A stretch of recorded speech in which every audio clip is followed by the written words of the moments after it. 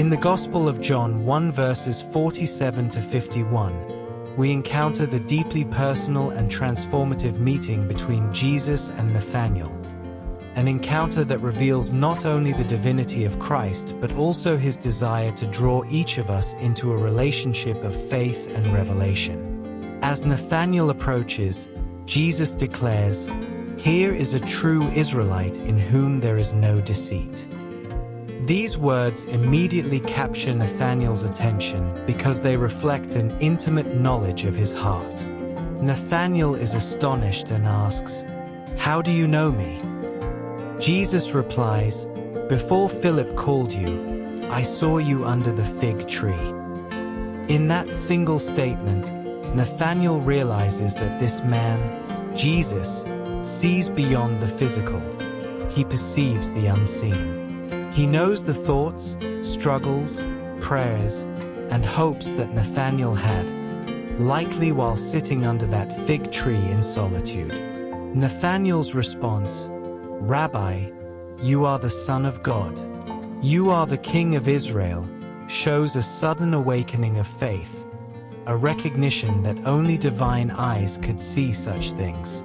But Jesus, in his gentle yet profound reply, says, "Do you believe because I told you I saw you under the fig tree? You will see greater things than these." And then comes one of the most mysterious and glorious promises in the Gospel. You will see heaven opened, and the angels of God ascending and descending upon the Son of Man. Here, Jesus refers back to the story of Jacob's ladder from Genesis, where heaven and earth were connected by a staircase filled with angels. Jesus is revealing that he himself is that bridge, the connection between humanity and God, between the earthly and the divine. He is the new ladder by which heaven is opened to humankind. This encounter invites us to reflect on the nature of true faith. Nathanael moved from skepticism to belief through a personal encounter with Jesus. At first, when Philip told him about Jesus of Nazareth, he replied cynically, "Can anything good come from Nazareth?"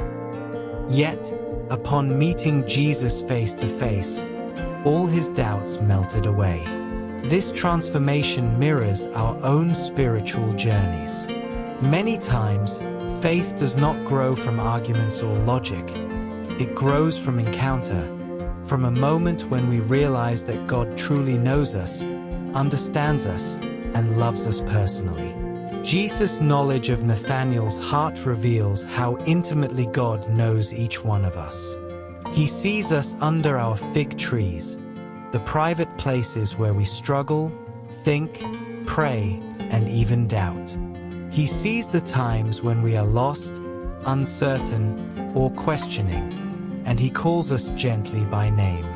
The phrase, "You will see heaven open," is also a promise of revelation. Jesus tells Nathanael, and through him all of us, that faith is not static. It grows deeper as we walk with him. The more we follow Christ, the more we will see, not with our physical eyes but with the eyes of faith.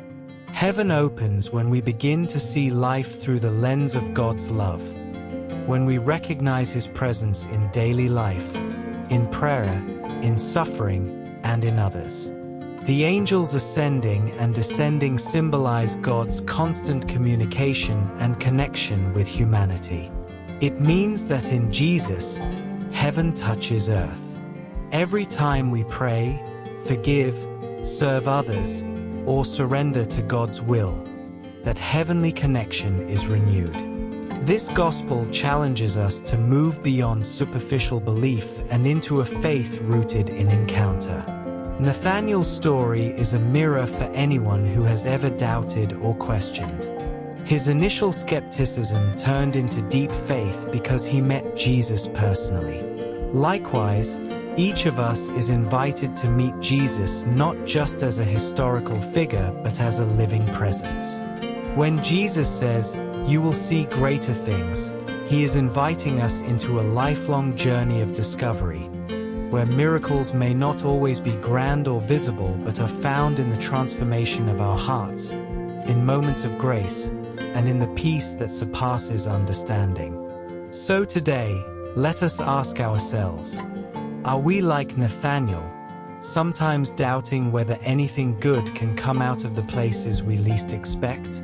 Do we limit God by our assumptions, or are we open to His surprises?